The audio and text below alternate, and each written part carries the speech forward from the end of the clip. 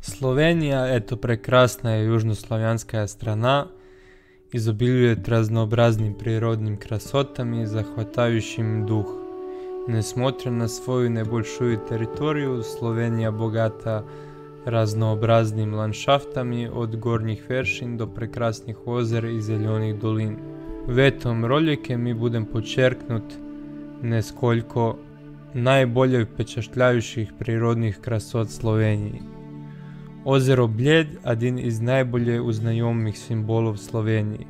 Raspoloženo je v idealističkoj obstanovke srednjovjekovnog zamka, воздвигающего на скалы над озером. Блед выглядит как настоящая открытка природной красоты. Окружено je zelenim lesami i visokim gorami, озеро Bled привлекает посетителей своей чистой водою, островом с церковью и возможностями для отдыха, таким как прогулка на лодке или вдоль берега.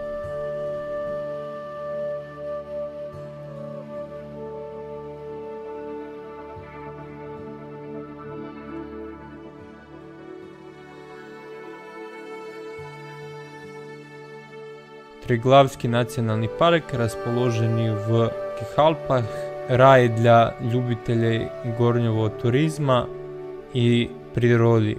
Парк получил свое имя от горы Триглав, самой высокой точки в Словении, воздвигающейся на высоту от 2864 метров над уровнем моря. Парк включает в себе прекрасные алпские долины, горные вершины, впечатляющие водопады и пространные луга.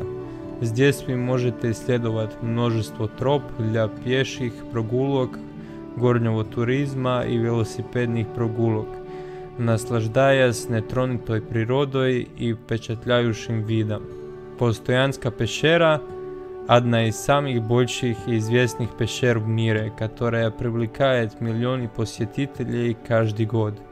Эта впечатляющая пещера состоит из километров пещерских проходов, галереи и залов, которые захватывают дух.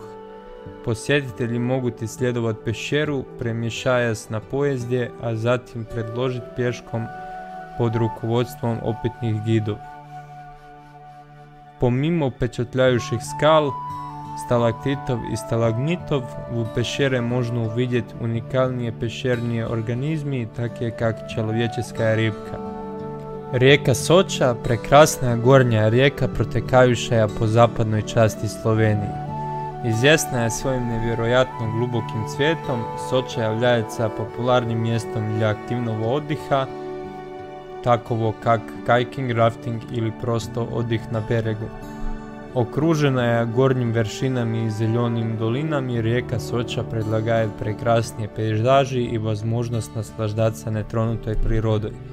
Хотя Словения прежде всего известна своей природной красотой, стоит отметить и ее побережье.